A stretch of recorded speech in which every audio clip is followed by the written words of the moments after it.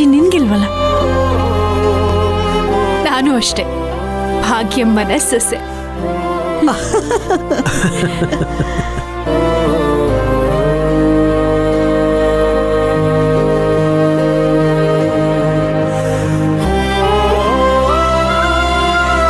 ಯಾಕೋ ಈ ಮನೇಲಿ ನಾನು ಗೆಸ್ಟ್ ಆಗಿ ಬಂದಿದ್ದೀನಿ ಅನ್ಸ್ತಿತ್ತು.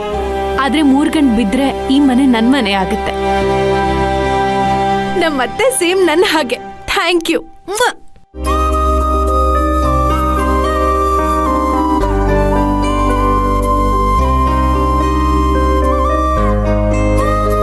ಯಾರೇನೇ ಹೇಳಿದ್ರು ನಮ್ಮ ಮದ್ವೆ ನಡೆಯುತ್ತೆ.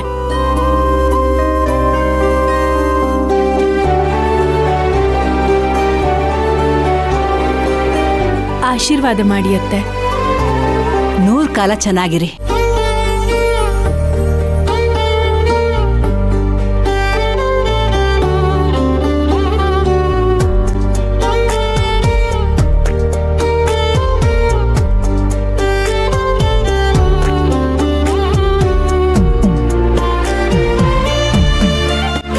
ಯಜಮಾನ್ರು ಆಗ್ಲೇ ಏನೋ ಹೇಳ್ದಾಗಿತ್ತು.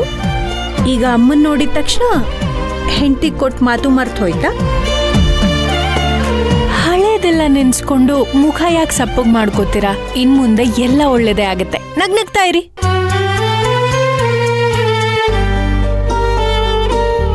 ನೀವು ನನ್ನ ತಾಯಿ ಇದ್ದ ಹಾಗೆ.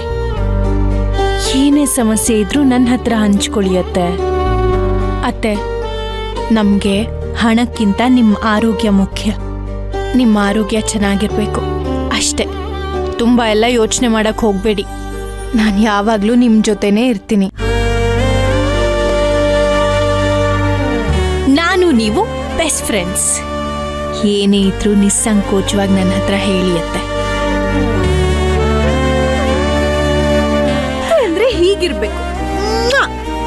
ಅಲ್ಲ ಅದೇ ನಾನೇನು ಕೇಳಿಸ್ಕೊಂಡಿಲ್ಲ, ನಾವೇನು ಹೇಳಿಲ್ಲ. ಓಕೆನಾ? ಬಾಯತ್ತೆ.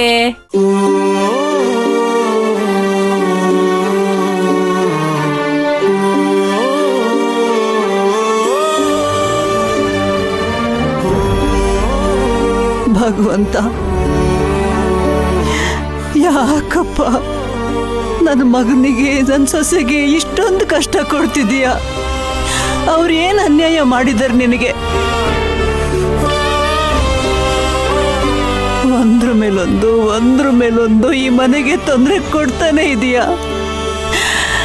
ನನ್ನ ಸೊಸೆ ಗರ್ಭಿಣಿ, ಅವಳು ಹೇಗಾದ್ರೂ ಮಾಡಿ ಸಿಗೋ ಹಾಗೆ ಮಾಡು ತಂದೆ.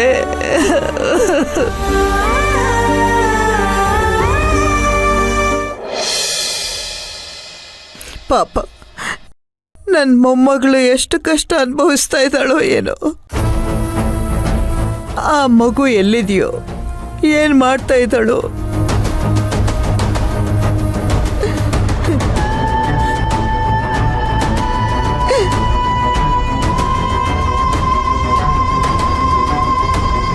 ಅಜ್ಜಿ, ಯಾಕಜ್ಜಿ ಏನಾಯ್ತು?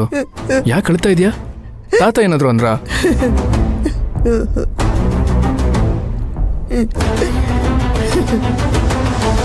ಅಮ್ಮ, ಏನಮ್ಮ ಇದು? ಆಗ್ಲಿಂದ ಇಲ್ಲೇ ಕೂತಿದ್ಯಾ? ಅಜ್ಜಿ ಕಣ್ಣೀರ್ ಹಾಕ್ತಾ ಇದ್ದಾರೆ. ಏನು ಎತ್ತ ಅಂತ ವಿಚಾರಿಸೋದ್ ಬೇಡವಾ? ಅಯ್ಯೋ, ನನ್ಗ್ಯಾಕಪ್ಪ ಬೇಕು ಅವ್ರ ವಿಷಯ? ನಾನೇನೋ ಕೇಳೋದು, ಅವ್ರೇನೋ ಹೇಳೋದು, ಮತ್ತೆ ಅದಕ್ಕೆ ನಾನು ತಿರುಗಿಸಿ ಏನೋ ಮಾತಾಡೋದು, ಜಗಳ ಆಗುತ್ತೆ ಕಣೋ. ಅದಕ್ಕೆ ಅವ್ರಿಗೆ ಕಷ್ಟ ಆದ್ರೆ ಹೇಳ್ತಾರೆ, ಇಲ್ಲ ಅಂದ್ರೆ ಸುಮ್ಮನೆ ಇದ್ಬಿಡ್ತಾರೆ ಅಂತ ಅವ್ರನ್ನ ವಿಚಾರಿಸ್ಕೊಳ್ಳೋದೇ ಬಿಟ್ಬಿಟ್ಟಿದ್ದೀನಿ. ಒಟ್ನಲ್ಲಿ ನಿಮ್ಮಿಬ್ರಿಗೂ ಸೆಟ್ ಆಗಲ್ಲ ಅಲ್ವಾ? ಹೌದು, ನಮ್ಮಿಬ್ರ ನಡುವೆ ಅಜಗಜಾಂತರ ವ್ಯತ್ಯಾಸ ಇದೆ. ಅವರು ಶಾಸ್ತ್ರ ಸಂಪ್ರದಾಯ ಅಂತ ನೋಡ್ತಾರೆ, ನಾನು ಶೇರ್ ಮಾರ್ಕೆಟ್ ಬಿಸ್ನೆಸ್ ಹೇಗ್ ನಡೀತಿದೆ ಅಂತ ನೋಡ್ತೀನಿ. ಅವರು ಭಕ್ತಿ ಪೂಜೆ ಕಾರ್ಯಕ್ರಮ ಅಂತ ನೋಡ್ತಾರೆ, ನಾನು ಕ್ರೈಮ್ ನ್ಯೂಸು, ಶಾರ್ಟ್ ರೀಲ್ಸು ನೋಡ್ಕೊಂಡು ಕೂತಿರ್ತೀನಿ. ನಮ್ಮಿಬ್ರಿಗೆ ಹೇಗೆ ಸೆಟ್ ಆಗುತ್ತೆ ನೀನೇ ಹೇಳು? ಹೋಗಿ ನಿನ್ನ ಹತ್ರ ಮಾತಾಡ್ತಿದ್ದೀನಲ್ಲ, ನನಗೆ ಬುದ್ಧಿ ಇಲ್ಲ. ಅಚ್ಚಿ, ನೀನ್ ಯಾಕೆ ಅಳ್ತಾ ಇದೀಯ ಅಂತನಾದ್ರೂ ಹೇಳಚ್ಚಿ. ಪದ್ಮಿನಿ ನಿನಗೆ ಫೋನ್ ಮಾಡಿ ಏನು ಹೇಳಿಲ್ವಾ? ಇಲ್ಲ ಅಜ್ಜಿ. ಯಾಕೇನಾಯ್ತು? ಸುರಭಿ ಅವ್ರಿಗೆ ಏನೂ ಆಗಿಲ್ಲ ತಾನೆ? ಅವಳೀಗ ಗರ್ಭಿಣಿ ಅಂತೆ ಕಣೋ.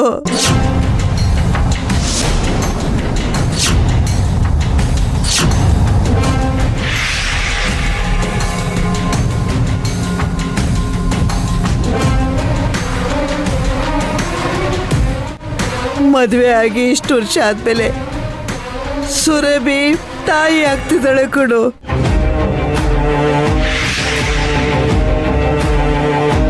ಆ ಮನೆ ಪರಿಸ್ಥಿತಿ ನೋಡು.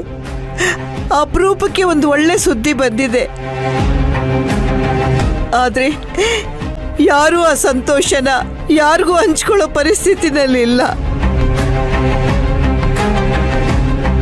ಅವಳು ತಾಯಿ ಆಗ್ತಾ ಇರೋ ವಿಷಯನ ಯಾರಿಗೂ ಹೇಳಿಲ್ವಂತೆ. ಸೂರ್ಯನ್ಗೆ ಖುದ್ದಾಗಿ ಹೇಳ್ಬೇಕು ಅಂತಿದ್ಲಂತೆ. ಅಷ್ಟರಲ್ಲಿ ಆ ಚಾತುರ್ಯ ನಡೆದೋಯ್ತು. ಇದನ್ನೆಲ್ಲ ಅವಳಿಗೆ ಚೆಕಪ್ ಮಾಡ್ತಾ ಇದ್ದ ಡಾಕ್ಟ್ರು ಹೇಳಿದ್ರಂತಪ್ಪ. ಈಗ ಅವಳೊಬ್ಬಳ ಜೀವ ಅಷ್ಟೇ ತೊಂದರೆಲಿಲ್ಲ ಕಣೋ, ಮುಂದೆ ಬರ್ತಾ ಇರೋ ಆ ವಂಶದ ಕುಡಿ ಕೂಡ ಆಪತ್ತಲ್ಲಿದೆಯಪ್ಪ. ಇಂಥ ಸ್ಥಿತಿನಲ್ಲಿ ಪಾಪ ಅವಳು ಎಲ್ಲಿದ್ದಾಳೋ ಏನ್ ಮಾಡ್ತಾ ಇದ್ದಾಳೋ ನೆನೆಸ್ಕೊಂಡ್ರೆ ಕರುಳು ಕತ್ತರಿಸ್ದಂಗಾಗುತ್ತೆ ಕಣೋ. ಈಗ ಈ ವಿಷಯನ ಮನೆಯಲ್ಲಿ ಯಾರ ಹತ್ರ ಹೇಳಿದ್ರೂ ಪ್ರಯೋಜನ ಇಲ್ಲ ಅಂತ ಒಳೊಳಗೆ ನೋವು ಅನುಭವಿಸ್ತಾ ಇದ್ದೀನಪ್ಪ. ಇದೇನಚ್ಚಿ ಹಿಂಗೆ ಹೇಳ್ಬಿಟ್ಟೆ? ಇಷ್ಟೊಂದು ಸೂಕ್ಷ್ಮವಾದ ವಿಚಾರ ಹೇಳಿದ್ರೆ ಯಾರ ಮನ್ಸಿಗೆ ನೋವಾಗದೇ ಇರುತ್ತೆ ಹೇಳಿ? ಅಮ್ಮ ಏನು ಮುಖ ನೋಡ್ತಾ ಇದೆಯಾ? ಫಸ್ಟ್ ಅಪ್ಪಂಗೆ ಫೋನ್ ಮಾಡು. ಅವ್ರ ಪರ್ಸನಲ್ ನಂಬರ್ ನಿನ್ನ ಹತ್ರ ಬಿಟ್ಟರೆ ಬೇರೆ ಯಾರ ಹತ್ರನೂ ಇಲ್ಲ. ಅವ್ರ ಪೊಲಿಟಿಕಲ್ ಪ್ರೆಷರ್ನ ಯೂಸ್ ಮಾಡಿ ಹೇಗಾದ್ರೂ ಮಾಡಿ ಹುಡುಕ್ಲೇಬೇಕು. ಫೋನ್ ಮಾಡು ನೀನು. ಆ ನಕುಲ್, ಈ ಕೆಲ್ಸನ ಅವತ್ತು ಸುರಭಿ ಕಳ್ದೋರ್ಲಲ್ಲ ಅವತ್ತೇ ಮಾಡ್ದೆ ಕಣೋ. ನನ್ ಮಾತು ಕೇಳೋದಕ್ಕೆ ಹೊರಟಾಗಿರ್ಬೋದು, ಆದ್ರೆ ನನ್ನ ಮನ್ಸು ಹೊರಟಿಲ್ಲ. ನಿಮ್ಮ ಅಪ್ಪ ಕೂಡ ಈ ವಿಚಾರ ಕೇಳಿ ಎಷ್ಟೊಂದು ನೊಂದ್ಕೊಂಡ್ರು ಗೊತ್ತಾ? ಅವ್ರ ಕೆಲಸದಲ್ಲಿ ಎಷ್ಟೇ ಒತ್ತಡ ಇದ್ರು ಅವ್ರ ಕಡೆಯಿಂದ ಏನ್ ಸಹಾಯ ಆಗುತ್ತೋ ಅದು ನಾನು ಮಾಡ್ತೀನಿ ಅಂತ ಹೇಳಿದ್ದಾರೆ. ಇನ್ ಮಿಕ್ಕಿದ್ದು ಆ ದೇವ್ರಿಗೆ ಬಿಟ್ಟಿದ್ದು.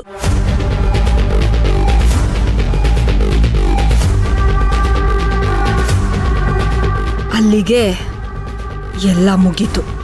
ಅಪ್ಪಿ ತಪ್ಪಿ ಸುರ್ಬಿ ಏನಾದರೂ ಸಿಕ್ಬಿಟ್ರೆ ಖಂಡಿತ ನನ್ನ ಆಸೆ ಕನಸುಗಳೆಲ್ಲ ನನ್ನೊಳಗೆ ಸಮಾಧಿ ಆಗ್ಬಿಡುತ್ತೆ. ದೇವ್ರೆ, ನಾನು ಇದುವರೆಗೂ ನಿನ್ನ ಹತ್ರ ಏನೂ ಬೇಡ್ಕೊಂಡಿಲ್ಲ. ಹೇಗಾದರೂ ಮಾಡಿ ಆ ಪೀಡೆ ಸಿಗದೆ ಹೋದ್ರೆ ಸಾಕಪ್ಪ. ಒಂದು ವೇಳೆ ಸಿಕ್ಕಿದ್ರೂ ಅವಳು ಜೀವಂತವಾಗಿ ಮಾತ್ರ ಇರಬಾರ್ದು. ಆದಷ್ಟು ಬೇಗ ಅವಳನ್ನ ನಿನ್ನ ಹತ್ರ ಕರ್ಸ್ಕೊಂಡ್ಬಿಡಪ್ಪ ಪ್ಲೀಸ್.